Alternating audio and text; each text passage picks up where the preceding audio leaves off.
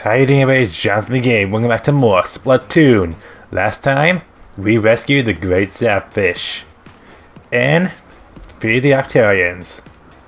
In this episode, well, basically I'm going to be coming up with things I haven't gone over at this point, and things I feel like I should have gone over but really haven't.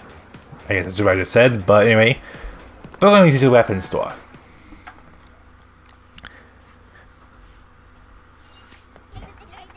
Hello, what kind of weapon are you in the market for? Now this is something I haven't really mentioned, but I probably should have. The weapons you can buy are locked by your level. Also, for weapons that are unlocked through second scrolls, if they have any alternate versions of them, they will also be unlocked after you get the second scroll. And again, those are also going to be locked by levels. So you do have to be cautious of that. I probably should have mentioned that a lot earlier. I just never did. I just never thought about it because when I was already at the highest level you needed to be to unlock every weapon in the game. So the thought just never crossed my mind. Gear, on the other hand, is not locked by levels, so you don't have to worry about that. So as long as you can afford to buy the gear, you can get it. Also, any gear you see here, the items that are in the shop rotate every day, so if you see something that if there's something there you can't buy, or like you already have everything, if you come back the next day, there might be something you can actually buy. So just keeping that in mind. In the tower, if you go, you can see that we have squad battle. I never really went over this because I never really had a way of doing it. But basically, it's pretty much just ranked battle. But you can make a team with your friends. You can either create a 4-man team, you can also create a 3-man team or a 2-man team, and then hopefully you just have to find another person online to join with. So pretty much, it's pretty just that. It's like you make a team from the very start, and then you just hop into ranked battle. Now obviously that won't work if your your friends are not the same rank as you. So you do gotta keep that in mind. But otherwise that's pretty much it for that. On the gamepad, which I unfortunately cannot show to you, there are options for you can see the map, you can look at your gear, look at stages that are currently going rotation, and in the options you can actually adjust your camera sensitivity for the motion controls. You can choose to turn them off if you want to. You can also choose to have inverted controls if you really wanted that as well. There's also an option called Color Lock, which basically will lock the colors that show up online, different colors ink. They will lock them so that if you're colorblind, you can still tell the difference between them. This is an extremely helpful option to have if you're colorblind, because then you can actually play this game. I'm not colorblind, so I can just leave that option off, but it is something I wanted to mention. There is also an option for Inkling. By going here, you can change your gender at any time you want. You can also change other small differences like your eye color, your skin color, stuff like that. So you can change that at any time you'd like.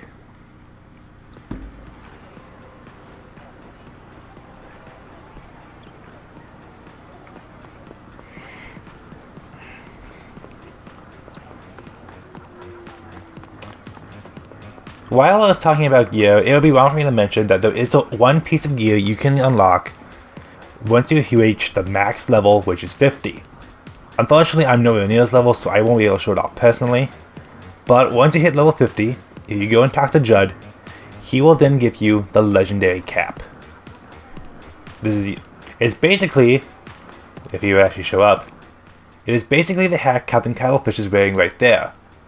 You will unlock that cap for use in multiplayer. As I'm sure most of you know, Miiverse is unfortunately dead. But while it was up, you were able to see posts from other players during the game. You can see them during matches, you can see them while you're walking through the plaza, pretty much the entire time. There's a lot of great artwork for people shown by Miiverse, and it's kind of disappointing that it's now gone, and now all these posts are gone as well.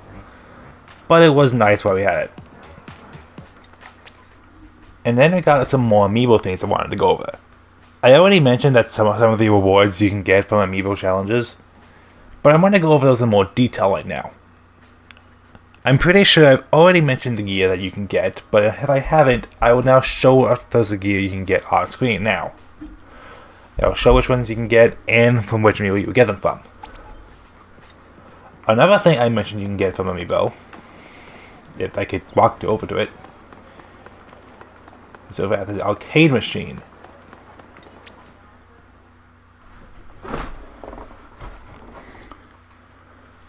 From the amiibo, you can unlock more games to play on the gamepad while you're waiting for matches. You can unlock Squid Ball, which is basically like a little volleyball-like game, but instead of you're trying to get points, you're basically trying to hit as many targets as you can. Squid Racer, which is as it sounds, it's just a racing game. And then Squid Beats is basically just like a DDR type game where you can listen to a bunch of different music in the game.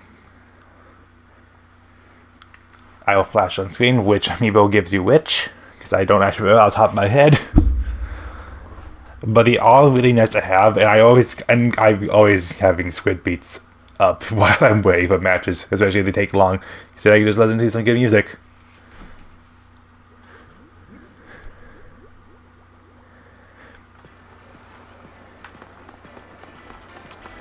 And then one last thing you can learn from amiibos are weapons.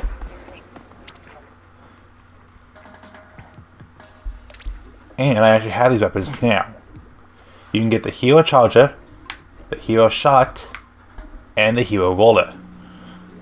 These are basically just reskins of the basics weapons. So this is basically just a reskin of the regular Splash Shot, this is just a reskin of the regular Charger, and it's just a reskin of the regular Roller. You can then use these for some multiplayer use. Like I said, they're just reskins, they have the exact same stats. So honestly, it's not a huge deal if you don't get them, but they are nice to have because they do look cool and it lights up. But it's kind of nice, neat, or nice, whatever. You get what I'm saying, and that's pretty much all there is to go over. That's all the amiibo will give you. And finally, there are 2 more amiibo that I have yet to go over.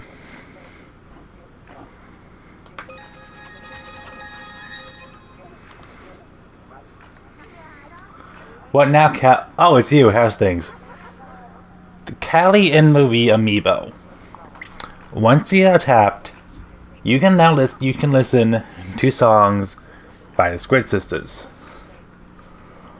Also, each amiibo has an exclusive song. When you go listen to these songs, you'll be taken to Ingopolis as it would be during a Splatfest.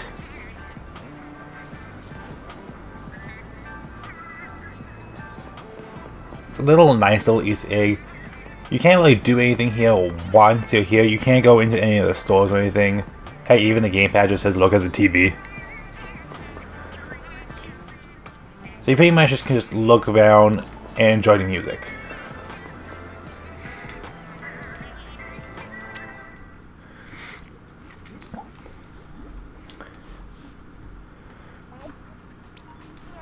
And of course, there's also the Callie amiibo.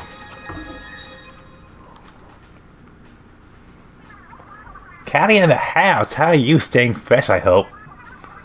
And of course, she also has her own unique song.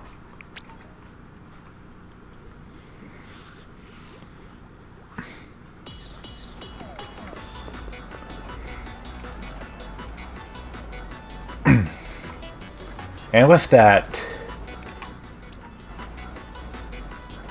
that's going to be everything I wanted to cover in Splatoon. Everything I feel like I should have gone over.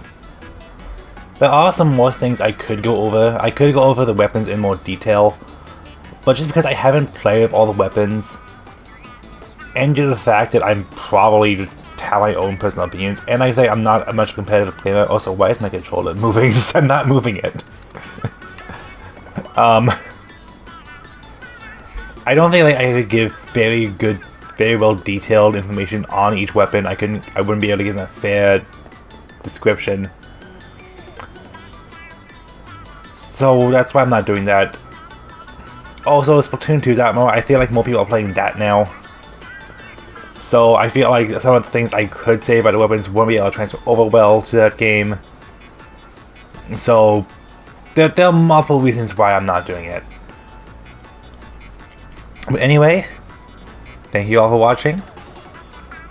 And I'll see you guys for my next LP. See you guys then.